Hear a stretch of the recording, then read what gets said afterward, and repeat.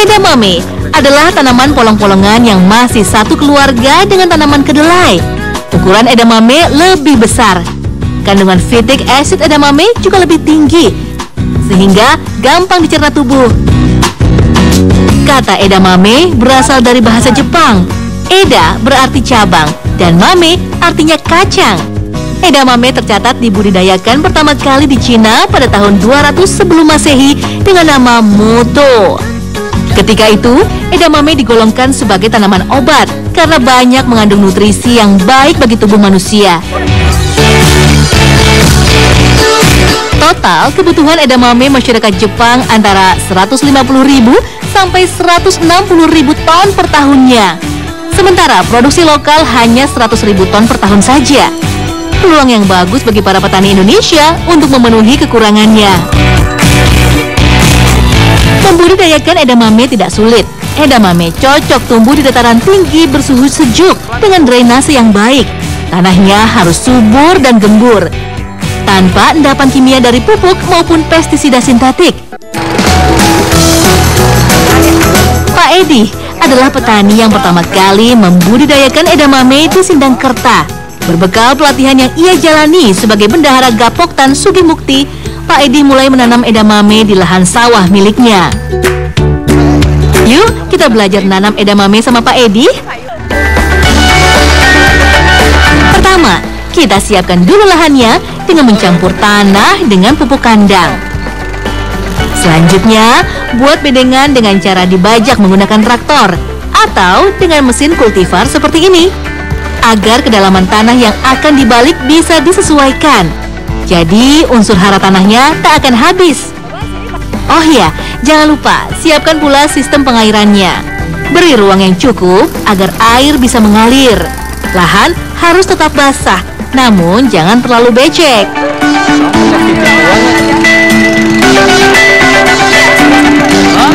Kita bercocok tanam edamame ya.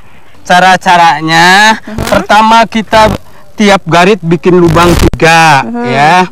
Jarak lubang 30 cm. Dikasih bibit 2 per lubang, coba. 2. Nah, satu lubang kenapa dikasih 2 biji bibit edamame, Pak? Iya, kalau satu-satu mungkin yang satu bisa mati, bibitnya kurang bagus, jadi kosong. Kalau 2 itu yang mati 1, paling ada 1 lagi. Tutup lubang dengan tanah dan biarkan selama 3 hari. Kalau tidak ada hujan, baru siram. Kalau hujan, biarkan tanaman tumbuh dengan sendirinya. Gampang banget kan? Prosesnya mudah dan minim perawatan. Sekitar 7-10 hari, bibit akan tumbuh. Tanaman sebaiknya disemprot anti hama 2 kali seminggu. Nah, karena Pak Edi mulai menerapkan sistem organik, ia hanya menggunakan pestisida alami saja.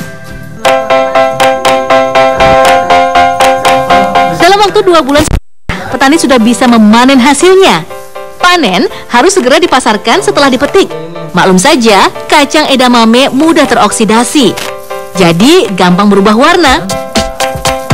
1 kilogram edamame dari petani dijual seharga Rp10.000. Oh iya, karena wilayah Sindangkerta ideal untuk menanam edamame, maka hasilnya pun tergolong kualitas super. Bobot dan ukurannya terbilang istimewa.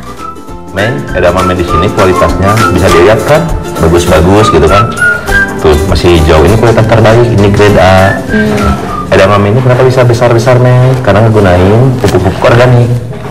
Coba kamu ngerasain deh, walaupun masih mentah, tapi kalau kita coba rasanya pasti manis. Manis kan? Gitu. Nah, Kang, permasalahannya selama ini apa aja sih yang dihadapin sama para petani edamame di sini? Permasalahan itu masalah pemasaran, Meng. Karena area kita pemasaran itu masih di area lokal. Rencananya mungkin ke depannya kami bersama kelompok tani akan menggandeng BUMN-BUMN yang terdekat supaya pemasarannya itu arealnya itu lebih luas.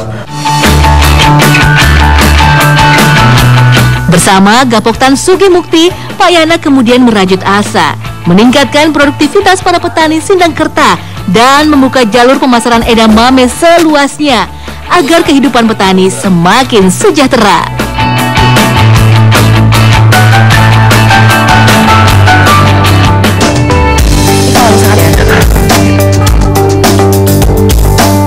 Agar harga jualnya bersaing, ketika proses penyortiran edamame dilakukan grading, yaitu pemilihan polong yang berbiji 2 dan 3. Umumnya, jumlah polong berbiji 2 dan 3 masing-masing sekitar 50% dari seluruh hasil panen edamame.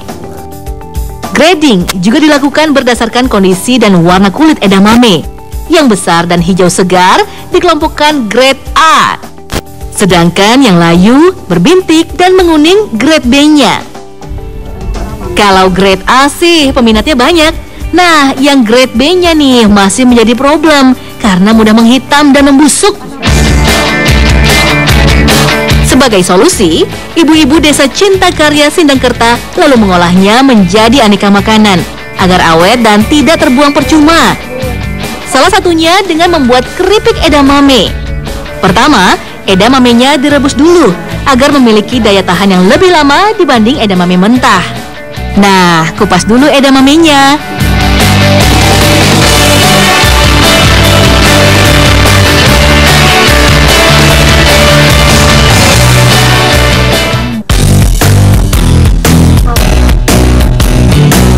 Selanjutnya, edamame dimasak dalam alat vacuum frying atau alat penggoreng kedap. Alat ini biasanya digunakan untuk membuat aneka keripik buah dan hasil tanam lainnya. Setelah digoreng, kadar air edamame berkurang drastis, sehingga edamame menjadi awet dan garing. Kemas deh.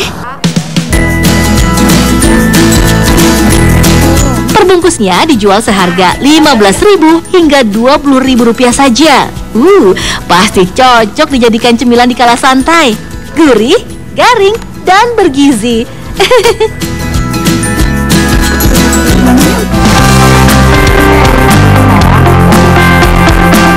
Selain dibuat edamame garing, ada juga nih cara asik menikmati edamame, yaitu dengan dibuat bakso. Emang bisa? Bisa dong. Bakso isi edamame ini adalah kreasi Ibu Wawat Kusmawati, seorang pengusaha UKM bakso.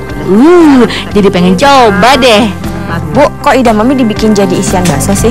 Karena Neng kan kalau bakso diisiin sama kacang edamame, karena kacang edamame tuh Neng ya banyak seratnya, sama bikin kita jadi sehat. Duh, Mei jadi nggak sabar mau cobain bakso sehat edamame. Bikinnya gampang kok. Masukkan bahan-bahan berupa bawang merah goreng, bawang putih halus, tepung aren, sedikit soda kue ke dalam 1 kg daging giling. Kemudian aduk-aduk hingga tercampur rata. Nah, ini nih bagian yang paling Mei suka, sekaligus paling menantang. Soalnya membutuhkan keahlian tinggi. Apa coba? Yap, mencetak bakso.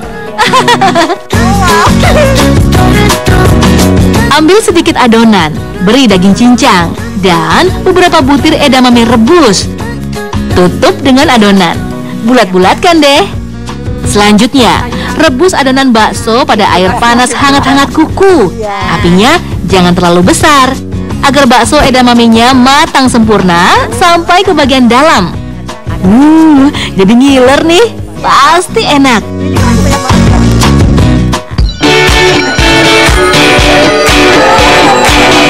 Ibu Wawat membuat bakso edamame agar baksonya memiliki keunikan.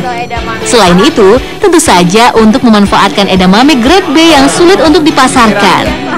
Sudah ya, Hurime, makan baksonya dulu ah. Mantap. Mengkombinasikan edamame ke dalam bakso termasuk ide brilian. Soalnya, bakso kan hampir disukai semua orang. Sebagai informasi, menambahkan edamame dalam pola makan akan meningkatkan asupan serat. Karena setengah cangkir edamame mengandung 4 gram serat. Manfaatnya tentu saja mampu menurunkan kadar kolesterol dan menjaga saluran pencernaan kita.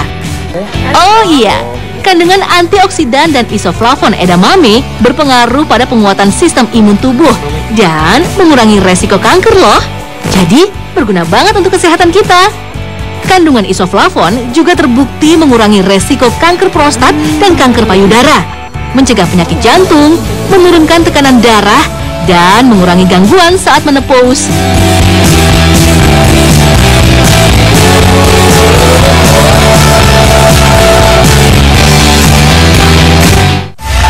Berbagi keceriaan di tahun baru Imlek bersama Trans 7. Lotion biasa tidak bisa melindungi dari sinar UVA1.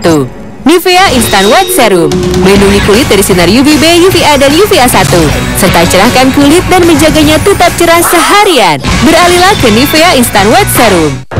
3 pasangan calon gubernur dan calon wakil gubernur DKI Jakarta kembali dipertemukan dan kredibilitas pun dipertaruhkan.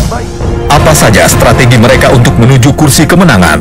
Pemilihan gubernur dan wakil gubernur. Jangan lewatkan debat Pilkada DKI Jakarta 2017 kedua. Jumat 27 Januari jam 7 malam lewat 25 menit.